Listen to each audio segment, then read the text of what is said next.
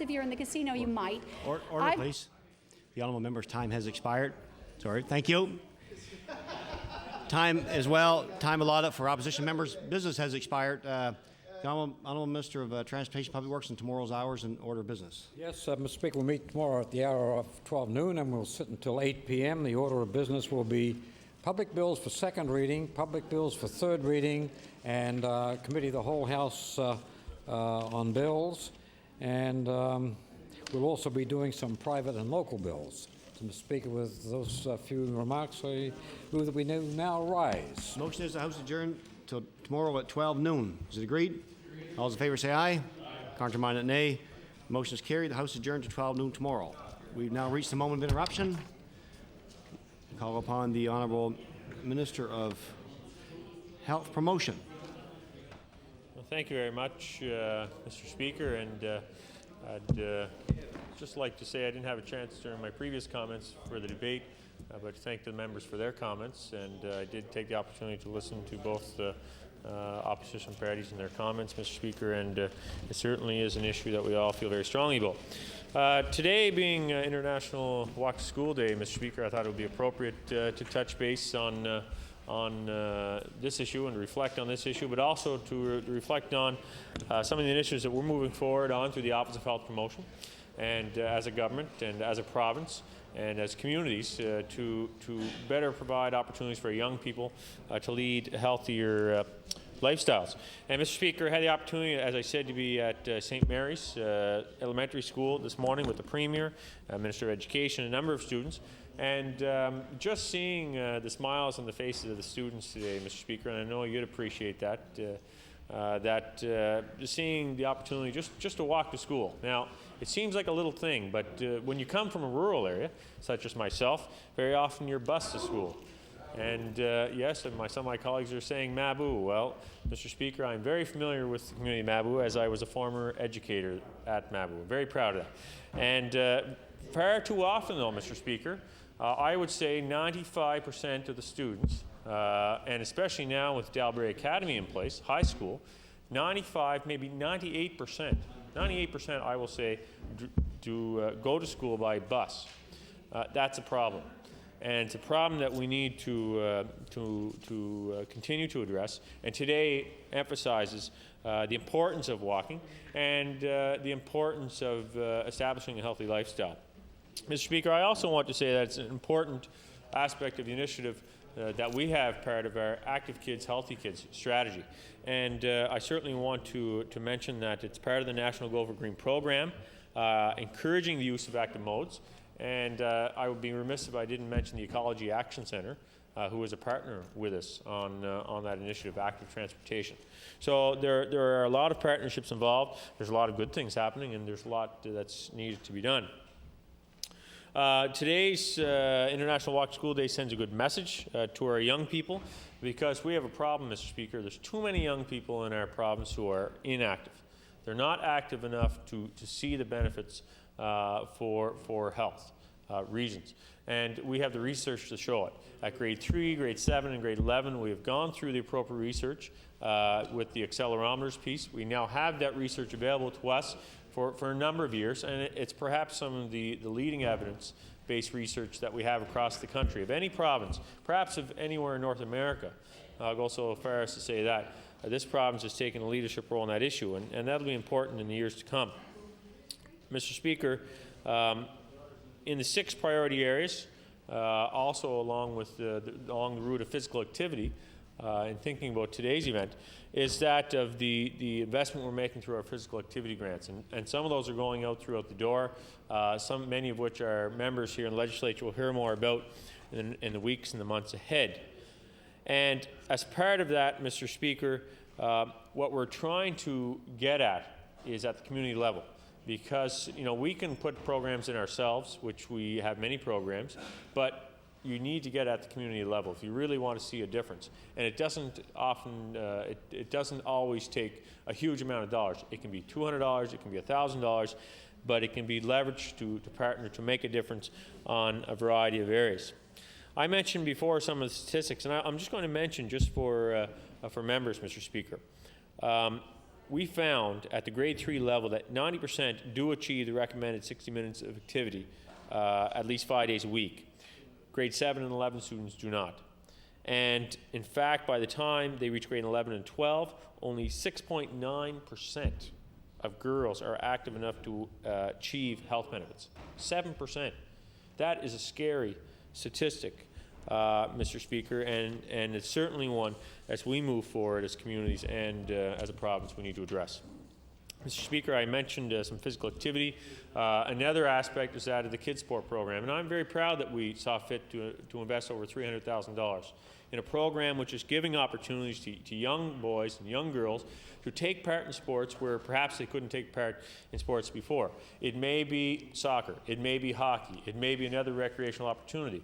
And Mr. Speaker, as having a young son who is in minor hockey, I know that there is costs involved. And I realize more and more every day as he gets older and needs a new pair of skates, needs bigger gear, or just to partake in registering. And in fact, in my community, it's probably one of the cheapest in Nova Scotia. $200 to play minor hockey in the community that I live in.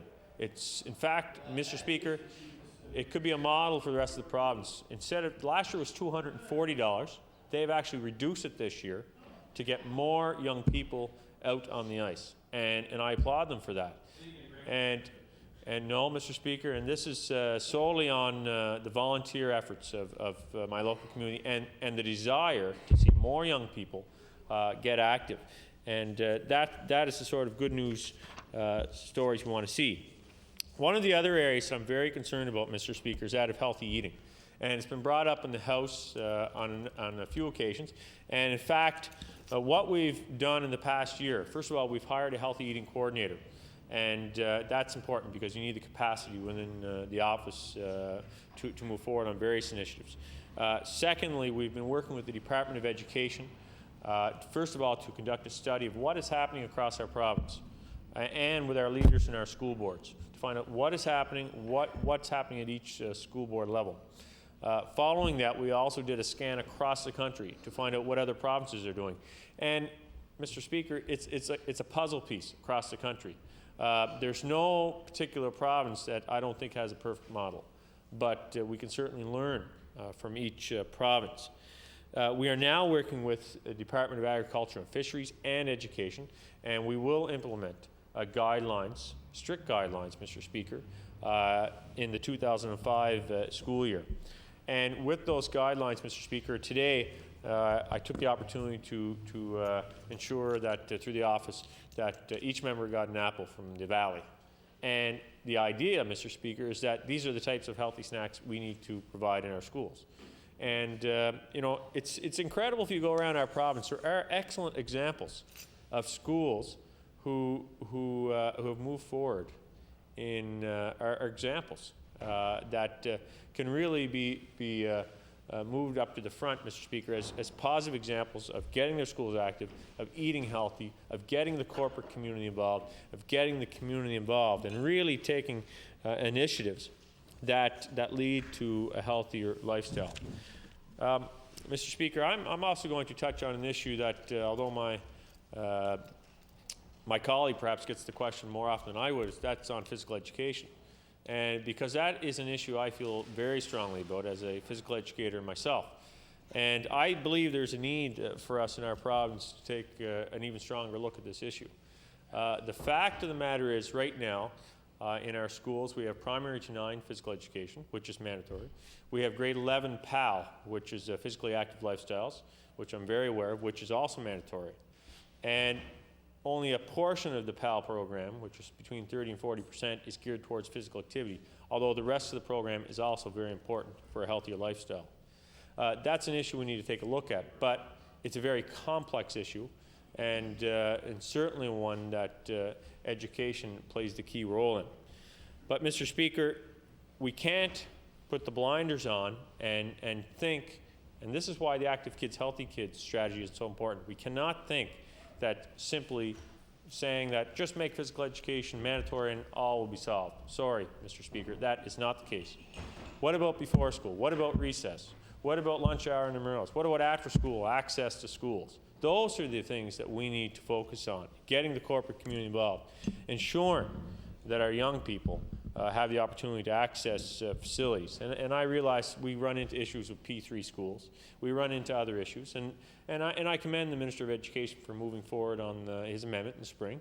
It's a step. It may not satisfy everyone here in this House. It may not satisfy all Nova Scotians. But it is a step in the right direction. And these are the sorts of initiatives we need to move forward on if we truly want to make a difference. It will not happen overnight. I believe we can see the numbers of those being physically active, because I shouldn't talk about inactivity. I should talk about the positive approach, the being physically active. I believe we can increase those rates significantly.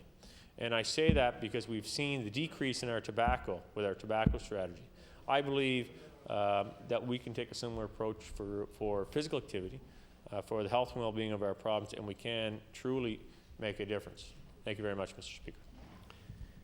Recognize the member for Annapolis. Pleased to rise and speak to this resolution on behalf of the Liberal Caucus. I want to, first of all, thank the member from Timberlake Prospect for allowing me to go ahead of him. It's minority government working cooperation. Way to go. Save the best for last. Save the best to last. I also want to congratulate the minister for bringing this forward too. As a father of 2 children, a 14-year-old daughter and a 12-year-old son, my wife and I consider creating a healthy lifestyle and eating habits for our children probably one of the most important things that we can do for them. Having a father whose eating habits aren't always that great, it has been a difficult challenge to say, don't do as I do, but do as I say. Anyway, Mr. Speaker, today in our country we are facing a situation in our schools where physical activity has become marginalized. Physical activity and physical education plays less of a role in the curriculum than it has in the past. In many cases today, the physical environment around a school does more to discourage physical activity than to promote it. Children and youth comprise about 25% of our population, and recent research has shown that the number of overweight children between the ages of 7 and 13 has doubled in the past 15 years. Reasons for this are many. Society's increased dependence on technology has significantly eroded traditional activity levels. More children are using the computer and TV instead of the ring at or baseball bat, Mr. Speaker. 4 out of 10 have at least one risk factor for heart disease due to an inactive lifestyle. Why is it important that we as legislators focus on physical inactivity in children? Because according to physicians, Mr. Speaker, there is no pill that is more promising to sustain health than a lifetime program of physical activity. 2/3 of our children and youth are not active enough to lay a solid foundation for health and the well-being. Over 80% of our children in our country are driven to school by bus or automobile, and although 91% of our children have access to a bicycle, only 5% ride it to school. An obese preschooler is 25% chance of becoming an obese adult, and the obese teenager has a 75% chance of remaining obese for life. Canadian children show a significant decline in physical fitness beyond the age of 12. This is around the same time that youth drop out of physical activity. Sadly, Mr. Speaker, only 10% of the Canadian youth are active enough to receive the heart health benefits. This needs to change. I want to congratulate all the schools that participate in today's International Walk for School, but as I said earlier, Mr. Speaker, I represent a rural riding in rural schools where walking is not an option. We need to become more imaginative on how we are getting our young people active. This is an important initiative that teaches our children how walking, cycling, and other activities and modes of transportation help improve their health and reduce pollution, Mr. Speaker. This is more than just improving the health of our children. This is improving their environment and also relieving some of the pressure on those precious health care dollars so that we can begin to provide a better health care system, but also transfer some of those monies into the much-needed other services that we require. However, Mr. Speaker, there's much more that the government can be doing to encourage physical activity for children and indeed young adults. The Premier and the Minister responsible for health promotion need to and should be doing more to encourage physical activity in young people and using this important day as a photo op. Our youth are more important than that, and more needs to be done. Mr. Speaker, the first thing government can do is change the mindset between physical education and physical activity. There is a huge difference. We've created a mindset in our children that unless you're keeping score, unless there's some way to prove you've won, then it's not worth doing. We need to get back to where having children up and moving is more important than what the score is and whether or not they can go home and say, our team won or our team lost. Yesterday, Mr. Speaker, I tabled a resolution in which I encouraged the government to implement an initiative similar to Alberta, whereby physical education is mandatory and half hour per day in school. The minister spoke of a P to 9 where physical education is mandatory. Unfortunately, Mr. Speaker, many of the schools run on cycles. In the case of my children, they run on a 6-day cycle. Physical education is an hour in that 6-day cycle, which means 2 half-hour days in 6 days, Mr. Speaker. That is not enough. That is simply not enough. So when government says that physical activity is mandatory, that's not, it's mandatory if you look at the cycle. We should be providing physical education every day for 20 or 30 minutes a day. This initiative would not only encourage more active lifestyles, it would not only reduce the incidence of chronic disease like type 2 diabetes that become more prevalent in our young people, it would ensure that our young people in our province are able to achieve just half of the minimum daily requirements, Mr. Speaker, just half if we provided 30 minutes for them. But the government defeated this resolution. I'm not sure why, Mr. Speaker. I guess I should begin by recognizing the fact that many of our schools provide a varsity program which provides physical education, but it provides it really for the elite athletes. It provides it for those kids who, quite frankly, would have physical activity anyway because it's their mindset, because throughout their lifestyle, they've created a physical activity environment for them, and they would seek it out. What's being lost are the vast majority of those students who do not have physical activity. I would encourage, as I said, Mr. Speaker, every aspect of a young person's education is important, and young people spend a significant portion of their lives in the school environment, in around their school. There is no better place for us as a province, for the government, if they truly want to get children active and moving, than to institute a physical education program or physical activity in every school in this province, not on a 6-day cycle, but every day. This makes a school a vital place for building to commit the capacity to lead a healthy lifestyle. They're already there, Mr. Speaker. It's a way for us to institute. All we need to do is set aside the time in that day. Research shows that children who have regular physical activity in school perform better in schools. This is not just a health issue, Mr. Speaker. This is an education issue. And it's like I said earlier, it also relieves the pressure on those health care dollars that are so precious and allows us to then either provide a better health care system for all Nova Scotians or to move some of that money into some of the other services that we all require and all want, and particularly those of us in rural Nova Scotia. Now I know, Mr. Speaker, it's possible the government may be reluctant to move towards mandatory physical education for fear of a backlash from students, Mr. Speaker, especially those in higher grades. Order, please. The Honourable Minister on a point of order. Yeah, point of order, Speaker, and I don't mean to take the member's time. I just want to clarify something. I believe in Alberta that it was mandatory physical activity. And he may want to check whether it was mandatory physical education or mandatory physical activity, and I think you'll see it as physical activity. I just point that out. Clarification of facts. The Honourable, or a disagreement between two members, but the Honourable Member for Annapolis has the floor. Mr. Speaker, and if he'd been paying attention earlier, I said either physical education or physical activity, whatever you call it, I would just like you to get the students up moving. That's all. You can just be up physical activity. Why students think physical education in many cases, Mr. Speaker, for older students conjures up these the old image of gym classes where the elite slam volleyballs up there. Did their thing, and those that were not athletic were left behind. Unfortunately, Mr. Speaker, those are not the students that we need to get toward. Mr. Speaker, Alberta has been innovative in what they've done. They've introduced activities like yoga. They've introduced other activities in aerobics in their high school level, Mr. Speaker. What we need to be is a little more imaginative. Quite frankly, one of the things that maybe we need to say, all we need to do is set the time aside. Allow the students to create those kinds of programs that they want for that half hour a day. Government, if they can legislate the time to be set aside, they don't need to create the programs, Mr. Speaker. It's an amazing thing that happens in the elementary school that my children attended. The phys ed teacher created a physical program inside a multi-purpose room. They don't have a gym. No basketball nets, no volleyball court.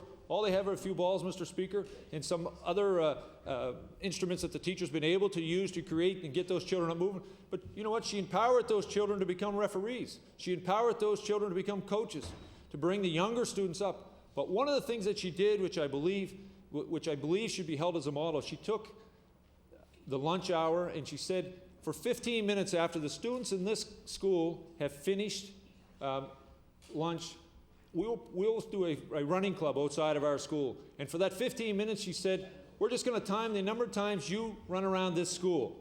And Mr. Speaker, what became interesting after day 2 and 3, it wasn't that students began to compete against each other. They began to compete against themselves. On day 1, if they ran 3 laps and walked 5, what they tried to do was run 4 and walk 4 the next day. Mr. Speaker, my son has been one of those kids that I think has benefited from that. Now that he's gone into the high school, track and field will be an option for him. It's one of the things that exposed him to track and field. Just by simply saying at lunch hour, let's take that 15 minutes and do a running club and exercise around that. But Mr. Speaker, we can have all the programs in place we want. Unless we begin to fund them, that's what they will be, Mr. Speaker, a program on paper. Thank you very much. Thank you. I recognize the member for Timberley Prospect. Thank you.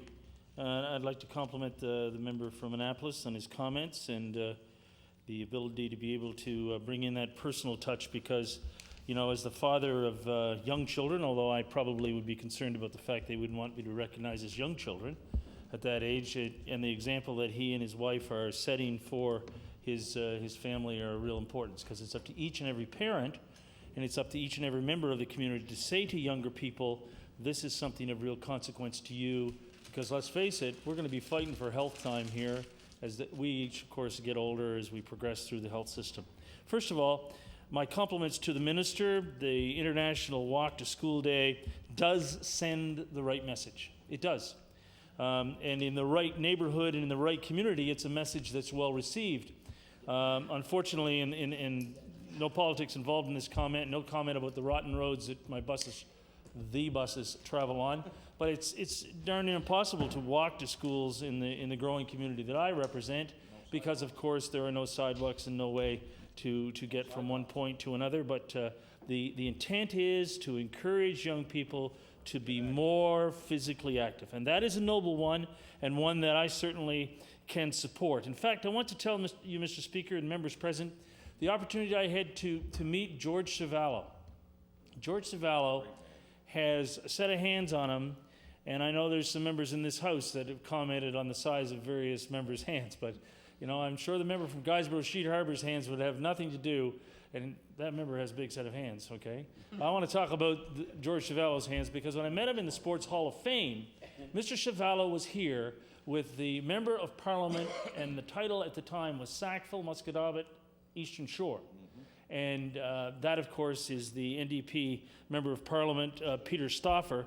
And Mr. Stauffer was there and had Mr. Savallo there because he was introducing private members' legislation, which he wanted support from all members at the time in the House of Commons to make registration for recreation groups and athletic groups and all kinds of registration for hockey or for, I guess, gym activities. He wanted to make that income tax deductible. That's right. Now, in my opinion, if there is an example of a piece of legislation that deserved the attention of that House, that would have been a very welcome piece of legislation.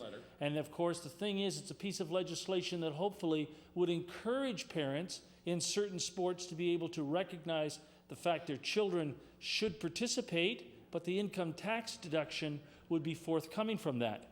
That's something that it was a great pleasure to hear Mr. Stauffer speak about, but it also was a wonderful opportunity to hear George Savallo speak at length about the value of participation and activity. Mr. Savallo, of course, is a wonderful man with tremendous dedication to young people and to his own family.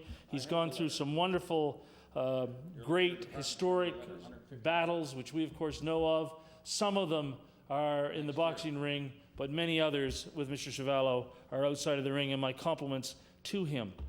That is, after all, the essence here, because What we're talking about is what we're going to do with these young people who are glued to the TV, who believe that electronic PlayStations are the way to go, and that physical activity is something that's being neglected. Now, let's be clear on something. Compulsory physical education would be a major asset. I've heard the members say, and I know the Minister of Education and I have exchanged differences on this, personally, from my experience, this physically active lifestyle course, the kids call it many things, but, and they're not complimentary, and I wouldn't be able to use them here in this chamber. PAL, physically active lifestyle, is a course that is perceived by students at the high school level as a joke. It's a joke. It is, after all, an opportunity where you have to take a half course and you must participate in the activity that that particular teacher is going to schedule you to do. Now, considering what happens at one of the high schools that I'm fortunate enough to represent, an older high school, very cramped facilities, and I'm waiting for the Minister of Education to come forward with that announcement, and apparently it's going to be here with our new high school. But physically active lifestyle doesn't have the support in terms of curriculum, because at Sir John A. Macdonald High School, and that's the school I'm speaking of, Mr. Speaker, during physically active lifestyle, what they do is they take the kids for a walk. They take the students for a walk. Now, the students, of course, looking at this and saying, well, this is an example of physically active lifestyle. I can live with that. It's a good start, okay? Take them out on the trails, and the minister is well aware of the groups in my community that I'm fortunate enough to represent who are very active and want to make sure that our rails to trails and our recreational trails are all put in place. But you know, when you talk about having young people physically active, we're not talking about going into the typical phys ed class, and the member from Annapolis brought this example up. We have to make sure that they are adopting a quality of life. A quality of life at whatever age in the future that they can look at the opportunity to play a round of golf, to go to a curling match, or to be involved in less structured athletic opportunities. That's, after all, what we're talking about in making young people look at activities and say, that's something that I can enjoy doing. And it doesn't have to be that we're keeping score. It doesn't have to be any more than the fact that they're out playing the sport. And, you know, Mr. Speaker, I want to use this time, if I may, to say that there are many, many fine organizations in the community that I represent. You know, Halifax County Soccer, Tassa Minor Hockey, the baseball associations, the fastball associations, very important, significant difference, fastball associations. But you know what has happened to the kids these days, Mr. Speaker? They just don't go and play. They just don't go out, you know, and say, well, let's have a game of road hockey and pick up teams and put two boots on the end of the road or at the end of the cul-de-sac and have a game. It has to be all very structured. You know, recreation people have to be involved. They have to set this up and they have to set that up. And, you know, we have taken that creative ability away from children, young kids, junior high age kids, the chance where they can just go and they can organize themselves. They know fairness when they see it, and they'll go out and they'll pick teams, or they'll throw the sticks in the middle, or they'll pick up sides in a basketball game. But pickup games just don't happen anymore. Pickup games don't happen because young people have lost that skill. For some reason, they've lost that skill that they will, oh, I'm bored, I don't want to do anything. That's a real fear that I have as an educator. That's a real fear that I had as a parent. And I was very fortunate to have two daughters who always loved physical activity, whether it was swimming, whether it was cross-country running, or, of course, when they played in teams on the schools which they attended. I think it's of some consequence that we look at the fact, however, that as an example, as adults, we really have to step up here. And this is an example today that the Premier was involved in this Walk to School initiative. It's one that it should be recognized, and I compliment the Premier for being at his age, and no reflection on his age, as active as he is, and as physically fit as he is, because that's a very positive example. But adults, whether they are classroom teachers, whether they are coaches in the community, they have to go out of their way to continue to say, follow my example, be involved, do things, stay active, and make sure that as you get older, you continue to use those acquired skills. It's an attitude. It's an attitude about staying busy and being involved and going for your morning walk and doing all those types of things. That's an example which all of us should be able to pass on to our children, or for those of us grandchildren, pass it on to them, because this is something that which we have to make sure they're going to listen to us about. I want to turn, however, to the matter of schools. And I know the minister opposite, and I share this fear that we see the many young people in our community, and we see the fact that it all comes back to the schools. It's always the schools. The schools will make them physically active. The schools will determine, what their math course is. Well, that's another topic. Or they will also concern the fact of how many minutes of each day or how many minutes in each cycle are going to be assigned to physical education. That, after all, is only the beginning. It's the only beginning. The communities in which we all represent know how important schools are, but I think it's of real consequence that we understand that we cannot initiate some of these programs unless the dollars are in place for the curriculum adjustments that have to take place. And I can look at the physically active lifestyle course, and I could say the intent is a wonderful one. It is a wonderful one. Over the last year, I had the opportunity to review with all phys ed teachers in this province a review of the physically active lifestyle. I encourage the minister to be in contact with his fellow colleagues, because it is not a good scene with PAL. Thank you, Mr. Speaker. Thank the honourable members for taking part in this debate this evening, and the House adjourned to 12 noon tomorrow. Thank you.